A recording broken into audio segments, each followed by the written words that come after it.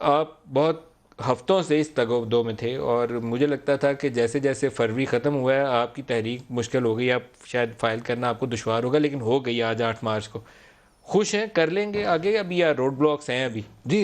انشاءاللہ میرا خیال ہے کہ جس طریقے کی آج کنسنسس اپوزیشن کے اندر موجود ہے اور جو عوامی تائید اس کی پشت کے اوپر ہے، مجھے اللہ کے فضل سے قوی یقین ہے کہ پاکستان میں ایک نئی تاریخ بننے جا رہی ہے کہ ایک ایسا وزیر اعظم جس نے پاکستانی عوام کے ساتھ دھوکہ کیا، ان کے ساتھ جھوٹے وعدے کیے کہ کبھی نوجوانوں کو 1 کروڑ نوکریوں کا خواب دکھایا، کبھی غریبوں کو 50 لاکھ گھروں کا خواب دکھایا، کبھی نئے پاکستان کا خواب دکھایا، اور بجلی گیس سستی کرنے کی باتیں کی، اور بدترین ان کے ساتھ بدعہدی کرتے ہوئے مہنگائی کا طوفان نازل کیا، ملک کی جو معیشت ہے اس کو تباہ کر دیا۔ وہ نو کانفیڈنس کے ذریعے، جیسے آپ نے اوپننگ ریمارکس میں کہا،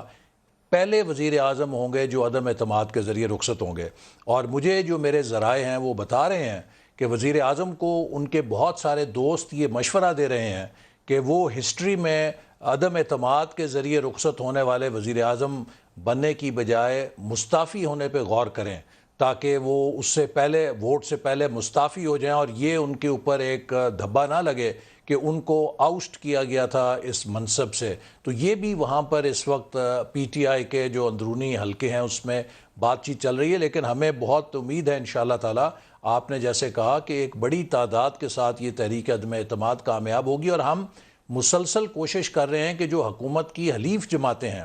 ان کو بھی آمادہ کر سکیں، انہیں پرسویٹ کر سکیں کہ وہ عوام اور ریاست کا ساتھ دیں، وہ پاکستان کو بچانے کے لیے اس تحریک عدم اعتماد کا ساتھ پی ٹی دیں۔ آئی کی جانب سے تو کچھ اس طرح کی بھی اشارے کنائے آئے کہ شاید آپ غیر ملکی طاقتوں کی ایما کے اوپر وزیر اعظم کو رجیم چینج کی ایک بگر پکچر ہوتی ہے نا، امریکہ کرتا ہے رجیم چینج، تو آپ اس کا حصہ بن گئے۔ دیکھیے ندیم صاحب، آج یہ بڑی دلچسپ بات ہے۔ اگر ایک ملک کا وزیر اعظم یہ کہے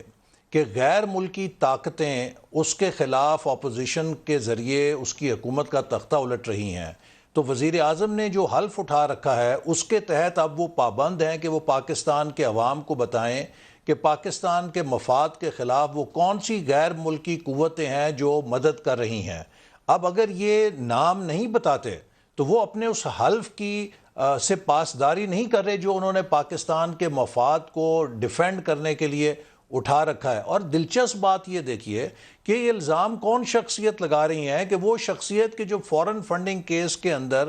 پروہیبیٹڈ فنڈنگ بین الاقوامی لینے کے سب سے بڑے ریسیپینٹ ہیں، یہ اپنے فورن ڈونرز کا نام بتانے کے لیے تیار نہیں، اور اپوزیشن کو الزام لگا رہے ہیں کہ ان کے پشت کے اوپر بیرونی ہاتھ ہیں۔ بھئی اگر بیرونی ہاتھ ہیں تو آپ ان کے خلاف ریفرنس بنائیں، سپریم کورٹ کو بھیجیں۔ اگر آپ نہیں کرتے تو اس کا مطلب ہے کہ آپ یہ بھی وہی بہتان بازی کر رہے ہیں جیسی کہ آپ 3.5 سال پہلے کرتے رہے۔ احسن صاحب، کچھ لوگوں کا خیال یہ ہے، اور یہ آج سے چند روز پہلے سے یہ بات شروع ہو گئی تھی، کہ ذوالفقار علی بھٹو نے جس طریقے سے وہ پنڈی میں خط لہرایا تھا کہ یہ امریکی وزیر خارجہ، وہ سائرس کیا نام تھا اس کا،